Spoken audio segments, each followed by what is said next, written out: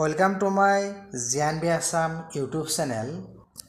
যিসকল ছাত্ৰ ছাত্ৰীয়ে 2025 আৰু 26 বৰ্ষৰ বাবে ক্লাছ 6ত নৱোদয়ত নামভৰ্তিকৰণ কৰিব বিচাৰিছে, সেইসকল ছাত্ৰ ছাত্ৰীৰ লগতে অভিভাৱকসকলৰ বাবেও আজিৰ ভিডিঅ'টো যথেষ্ট গুৰুত্বপূৰ্ণ। কাৰণ এই আবেদন প্ৰক্ৰিয়াটোৰ লগত বিশেষকৈ অভিভাৱকসকলেহে জড়িত থাকে।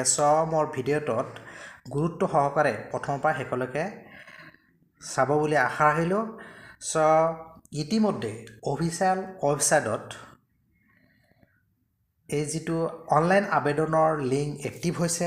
আপোনালোকে অফিচিয়েল ৱেবছাইটত গৈ ক্লিক কৰিলে এই পেজটো খুলি আহিব আৰু ইয়াতে চাওক তিনিটা কলম দিয়া আছে। প্ৰথমটো হৈছে ইম্পৰ্টেণ্ট ডেটছ, অৰ্থাৎ এই আবেদনৰ কিছুমান দৰকাৰী তাৰিখ। ইয়াতে চাওক লাষ্ট ডেট হৈছে 16/9/2024, অৰ্থাৎ ছেপ্টেম্বৰ মাহৰ 16 তাৰিখ হৈছে অনলাইন আবেদনৰ লাষ্ট ডেট। যথেষ্ট সময় আছে আৰু ইয়াতে বাকী ডেটসমূহ এতিয়াও শ্ব' হোৱা নাই, পিছত আহিব। ইয়াতে চাবলৈ পাব যেনেকুৱা এডমিট কাৰ্ড পিছলৈ সেইবিলাক আহিব, ডেট অফ এক্সাম পিছত সেইবিলাক এনাউন্সমেণ্ট হ'ব। তাৰপিছত হৈছে ডিক্লাৰেশ্যন অফ ৰিজাল্ট, এই গোটেইখিনি পিছতে আহিব। এতিয়া লাষ্ট ডেটটো দিয়া আছে ছেপ্টেম্বৰ মাহৰ 16 তাৰিখ। এতিয়া হওক এই আবেদন কৰোঁতে প্ৰাৰ্থীসকলৰ কি ডকুমেণ্টছ ৰেডি ৰাখিব লাগিব সেইখিনিলৈকে আহক। এই যিটো লাষ্টৰ কলম আছে ইয়াতে আছে ইম্পৰ্টেণ্ট ইনফৰমেশ্যন। এতিয়া চাওক format of study certificate to be uploaded, যিখন ষ্টাডি চাৰ্টিফিকেট আপলোড কৰিব লাগিব সেইখন ইয়াত ক্লিক কৰিলে ফৰ্মেটখন পাব। সেইখনত ষ্টুডেণ্ট প্লাছ গাৰ্জেনে চহী কৰিব লাগিব, হেডমাষ্টাৰে সেইখন চিল ছিগনেচাৰ মাৰি দিব, সেইখন আপলোড কৰিব লাগিব। সেই ফৰ্মখন মই নেক্সট এটা ভিডিঅ' দেখুৱাম কিদৰে ফিল আপ কৰিব আৰু কিদৰে ছিগনেচাৰ ল'ব। এইখন আপোনালোকৰ এপ্লাই কৰাৰ আগতে ৰেডি কৰি ল'ব লাগিব।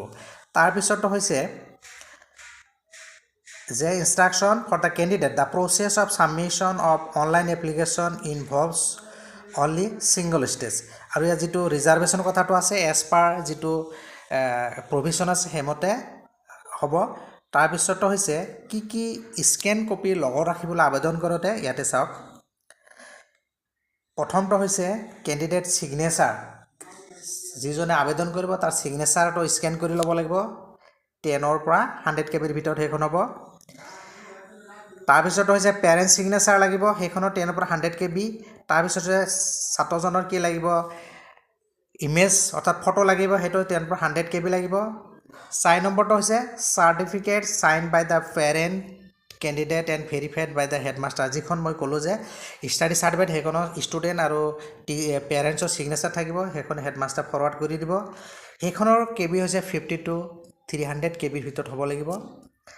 আৰু 5 নম্বৰটো হৈছে যিসকল ছাত্ৰ ছাত্ৰীৰ এতিয়ালৈকে হয়তো কি হোৱা নাই আধাৰ কাৰ্ড আধাৰ নম্বৰটো পোৱা নাই, সেইসকল প্ৰাৰ্থী আবেদনটো প্ৰভিশ্যনেল হ'ব, যিহেতু আধাৰ নম্বৰটো মাষ্ট লাগিবই। সিহঁতসকলে আবেদন কৰিব পাৰিব, বাট পেৰেণ্টছৰ ৰেচিডেঞ্চিয়েল চাৰ্টিফিকেট দিব পাৰিব, সেইখন দি পেলাই আবেদন কৰিব পাৰিব। আৰু সেইখনৰ ইয়াত লিখিছে। তাৰপিছত আপোনালোকে প্ৰস্পেক্টাছৰ অফিচিয়েল লিংকত গ'লে আপুনি প্ৰস্পেক্টাছ পাব, সেইখন ডিটেইলছ ভালকৈ পঢ়ি ল'ব। এতিয়া হওক এই মাজৰ যিটো কলম আছে ইয়াতে আপোনালোকৰ ফৰ্মখন আছে। এখন চাব কেইটামান গুৰুত্বপূৰ্ণ পইণ্ট আছে যে কোনসকল ছাত্ৰ ছাত্ৰী আবেদন কৰিব। সকলো ছাত্ৰ ছাত্ৰী কিন্তু আবেদন কৰিব নোৱাৰিব। কোনসকল পাৰিব চাওক, কেইটামান পইণ্ট আছে, 6টামান পইণ্ট আছে। এটা হৈছে কি the candidate has already passed or study class 5 prior to session 2024-25, যিটো ৰানিং ছেশ্যন 2024-25 চলি আছে। ছাত্ৰজন ক্লাছ 5ত পঢ়ি থকা হ'ব লাগিব। যদি আগৰ বছৰ পাছ কৰিছে নট এলিজিবল। ইয়াতে আপোনালোকে চাওক ইয়াত সুধিছে যে 2024-25 বৰ্ষত আপোনালোকে ছাত্ৰজনে কি হৈছে ক্লাছ 5ত ষ্টাডি কৰি আছে নে তাৰ আগত কৰিছে। যদি আপোনালোকে য়েছ ন আছে, এতিয়া চাওক আপোনালোকে যদি য়েছ বুলি দিয়ে তেতিয়াহ'লে কথা নাই, এপ্লিকেশ্যন য়েছ বুলি দিয়াৰ লগে যদি আগতে আপোনাৰ কি হৈছে আগতে প্ৰিয়ৰ মানে আগতে পাছ কৰিছে নেকি, you are not eligible to apply, অৰ্থাৎ আগত পাছ কৰিলে এপ্লাই কৰিব নোৱাৰিব, মানে কাৰেণ্ট ছেশ্যনটো ক্লাছ 5ত পঢ়ি থকা হ'ব লাগিব। আপোনালোকে এইটো ন' দিব লাগিব। নেক্সট হৈছে কেণ্ডিডেট 2 নম্বৰটো হৈছে এপ্লাইড ইন JNVST, অৰ্থাৎ আগতে নৱোদয়ৰ যে ছিলেকশ্যন টেষ্টত অৱতীৰ্ণ হৈছিল নেকি। এইটো যিহেতু অনলাইন আবেদন, এইটো ৰেকৰ্ড থাকি যায়। গতিকে যদি আবেদন কৰিছিল আগত বা আগত এপ্লাই কৰিছিলে যোৱা বছৰ, তেনেহ'লে সেইজনো এপ্লিকেবল নহ'ব। ইয়াত চাওক ইউ আৰ নট এলিজিবল, এইখনো নহ'ব।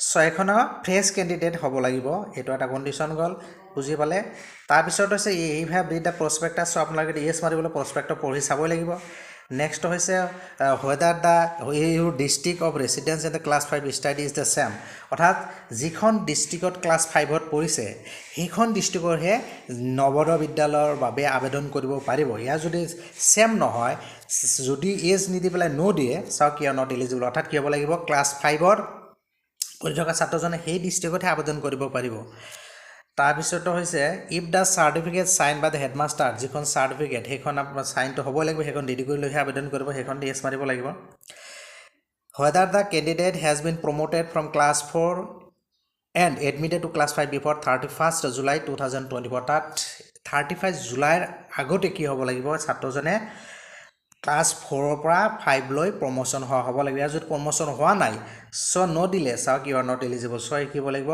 জুলাই মাহৰ 31 তাৰিখৰ আগতে ক্লাছ 5 লৈ প্ৰমোটেড হ'ব লাগিব last important is do you have Aadhaar number যদি আধাৰ নম্বৰ নাই আবেদন কৰিব পাৰিব বাট সেইটো প্ৰভিশ্যনেল হ'ব যদি নাই চাওক ইয়াত দিছে you registration will be provisional please upload any government approve residence certificate of the parent from the district in which candidate is study in the class 5 অৰ্থাৎ ক্লাছ 5 যিখন ডিষ্ট্ৰিক্টত পঢ়ি আছে সেইখন ডিষ্ট্ৰিক্টত কি কৰিব লাগিব পেৰেণ্টছৰ কি হ'ব লাগিব এটা চাৰ্টিফিকেট লাগিব ৰেচিডেন্সিয়েল চাৰ্টিফিকেট লাগিব এখন আপুনি কৰি পেলাই এটা আপলোড কৰিব পাৰিব এইখিনি হৈছে আবেদন প্ৰক্ৰিয়া সো মই পিছৰ এটা ভিডিঅ'ত